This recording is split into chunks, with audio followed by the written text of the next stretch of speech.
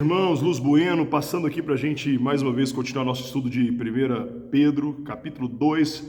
Nós terminamos no mês de julho de 2021 a nossa série Pedro, e aí então você sabe que há alternativa no canal e também no podcast para você ouvir esse estudo com mais detalhe. Às vezes na pregação a gente foca um tópico, um assunto só, e eu quero também te abençoar para que você possa. Eu também sou muito abençoado quando ensino, porque eu aprendo também.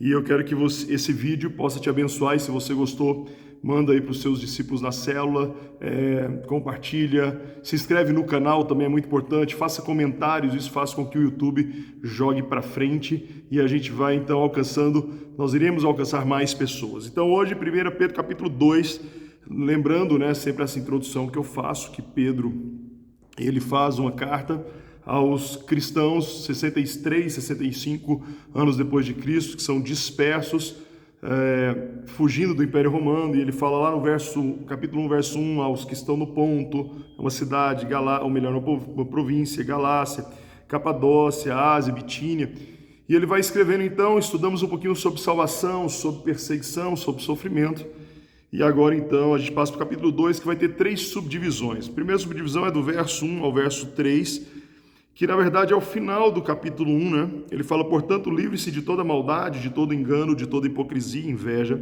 e de toda espécie de maledicência.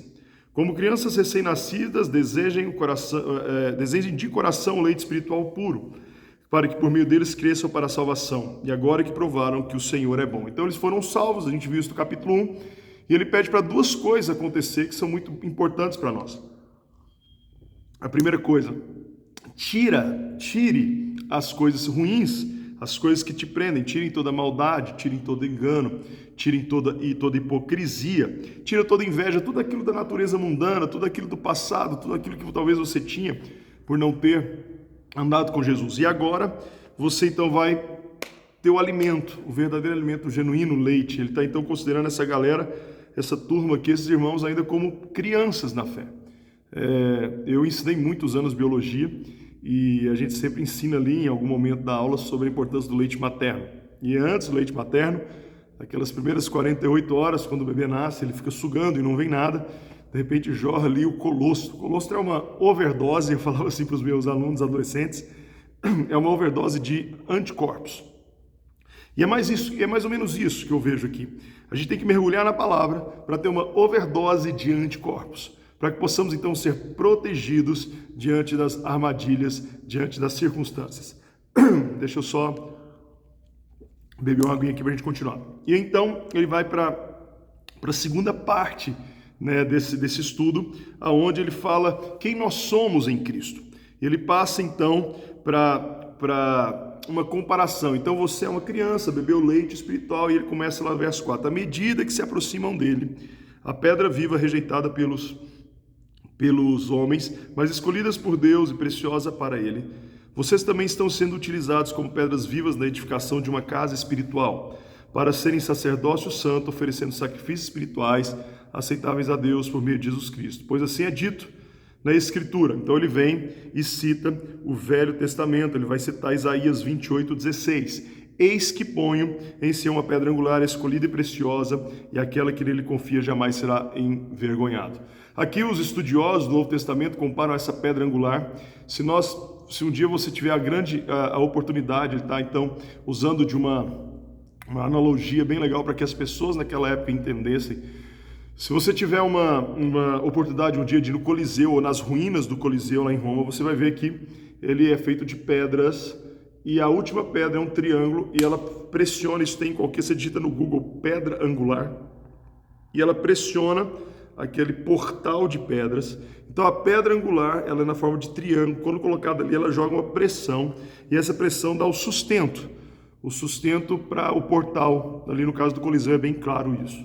Bem, para nós, a pedra angular é o nosso sustento, é o nosso sustento de vida, é o nosso sustento naquilo que precisamos, é o nosso sustento na nossa caminhada, e que muitos vão rejeitar. Ele fala, olha, muitos rejeitaram, mas você que aceitou a pedra angular, então você vai ser fortalecido para ela. E aí então ele começa a falar assim, olha, os que não creem tropeçam porque desobedecem à mensagem. Tropeçam porque desobedecem a mensagem. Então, quanto mais eu estou mergulhado na mensagem, mais eu estou protegido. Eu tenho uma frase que eu falo: o chamado me protege. Então, o meu chamado me protege, né?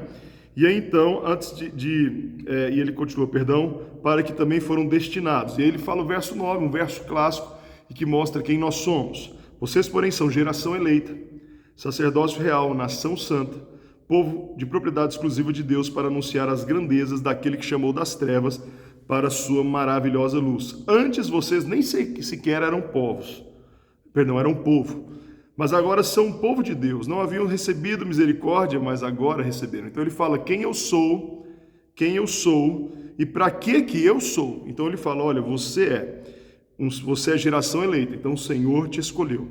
Você é um sacerdote, agora você pode entrar na presença de Deus. Não mais só o sumo sacerdote entra na presença de Deus.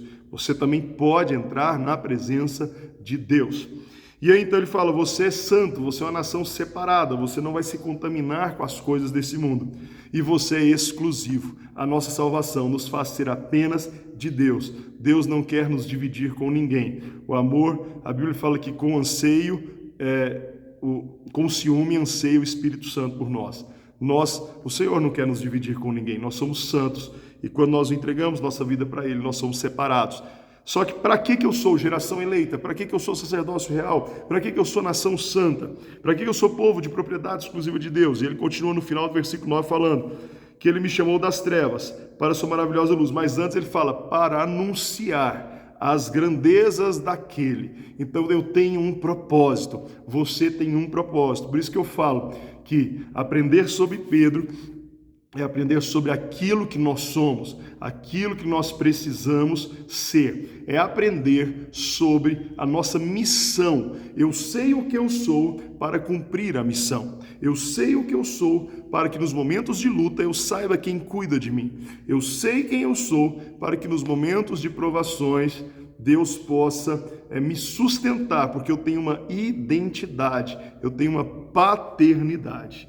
E aí então, ele fala que eu não era povo e agora sou povo. E eu termino a segunda sessão do capítulo 2. E entramos na terceira e última sessão. Ele fala sobre alguns deveres sociais dos cristãos. Então aqui na nossa igreja Luz Bueno, a gente tem estudado o capítulo 1, a gente estudou o capítulo 2, estamos encerrando agora. E isso nos faz entender quem somos, para que somos e para onde nós vamos, né? Aí a necessidade de uma pregação temática e expositiva da palavra. E aí no verso 11 ele fala, amados, insisto em que como estrangeiros e peregrinos no mundo, vocês se abstenham dos desejos carnais que guerreiam contra a alma. Vivam entre os pagãos de maneira exemplar, para que mesmo que eles os acusem de praticarem o mal, observe as boas obras que vocês praticam e glorifique a Deus no dia da sua intervenção. Por causa do Senhor, sujeite-se a toda a autoridade. Agora ele me ensina sobre deveres sociais. A Bíblia é tão clara, a Bíblia é tão perfeita, que ela falou aqui sobre a minha salvação, ela falou sobre quem eu sou, quem é a pedra angular, para que eu sou, e ela fala, e agora, como eu devo me portar nesse mundo tão confuso? E ele começa a falar o seguinte, que eu preciso, por causa do Senhor, sujeite-se a toda a autoridade. Eu preciso respeitar a autoridade que foi constituída por homens.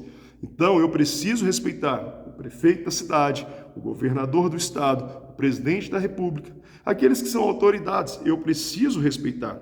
Verso 14, ele ainda fala, sejam governantes, como por eles enviados para punir que praticam o mal e honrar os que praticam o bem, pois é da vontade de Deus que praticando o bem você silencia a ignorância dos insensatos.